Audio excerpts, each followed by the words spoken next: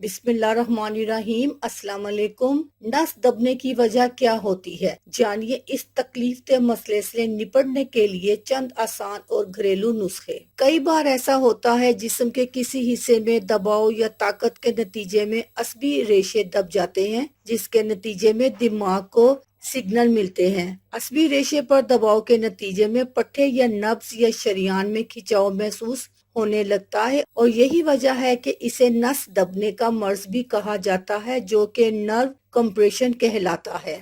नस दबना क्या है? ये एक ऐसी हालत है जिसमें जिस्म के पट्टों में पानी की कमी या कमजोरी की वजह से अकड़न पैदा होती है और इस वजह से नस दब जाती है, जिसके नतीजे में शदीद दर्द होता है। इसकी अलामात में दर्द, मुतासरा हिस्सा सुन्न होना और कमजोरी शामिल है। नस क्यों दबती है? वजूहात क्या है? नस दबने का मसला किसी भी वक्त और जिस्म के किसी भी हिस्से में हो सकता है। अमूमी तौर पर यह गर्दन, कमर, कोहनियों और हथेलियों या फिर पाँव में होता है। कुछ मखसूस आदात और सरगर्मियां भी इसकी वजह बन सकती हैं, जैसे बैठने, खड़े होने या चलने का नाकस अंदाज, खेलों के दौरान इंजरी या एक ही जगह चोट लगने से भी असब पर दबाव बढ़ सकता है और इसके नतीजे में नस दब सकती है। मगर चंद घरेलू नुस्खों से इस दर्द में कमी लाना मुमकिन है। वो कौन से नुस्खे हैं, आइए हम आपको बताते हैं। घरेलू नुस्खे। ये मसला कम नींद लेने की वजह से भी होता है और इसलिए कम से कम 8 घंटे की नींद पूरी करनी चाहिए, क्योंकि इस दौरान जिस्म अपनी मरम्मत करता है। मोटापे का शिकार या बहुत ज्यादा कमजोर अफराद भी इसका शिकार हो सकते हैं।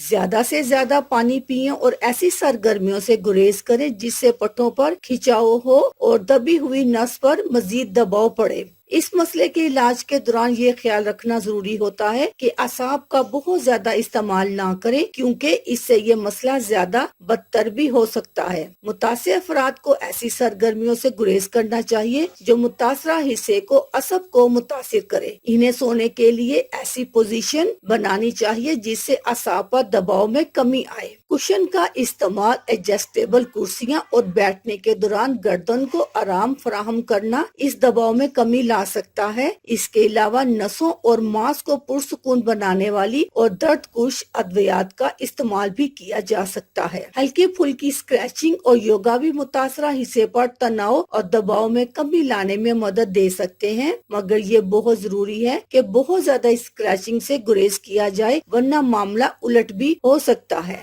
अगर वर्जिश के दौरान असब में दर्द हो और मुतासरा हिस्सा मजीद दबाव का शिकार होता महसूस हो तो वर्जिश रोक दें। पूरा दिन भरपूर पानी पीने के साथ साथ हल्दी वाले दूध का भी इस्तेमाल करें। इसके अलावा किसी अच्छे तेल से मुतासरा हिस्से का मसाज, गर्म पानी या गर्म तौलिए से स्काई वगैरह भी दर्द में आराम का सबब बन सकती है। अगर पाँव की नस दबी हो या पाँव के पट्टों में अकड़न हो तो तौलिए के नीचे पाँव रखकर पाँव ऊपर करके सोएं। तकलीफ में किसी सूरत कमी न आए तो अपने डॉक्टर से मशवरा करें। अल्लाह हाफिज।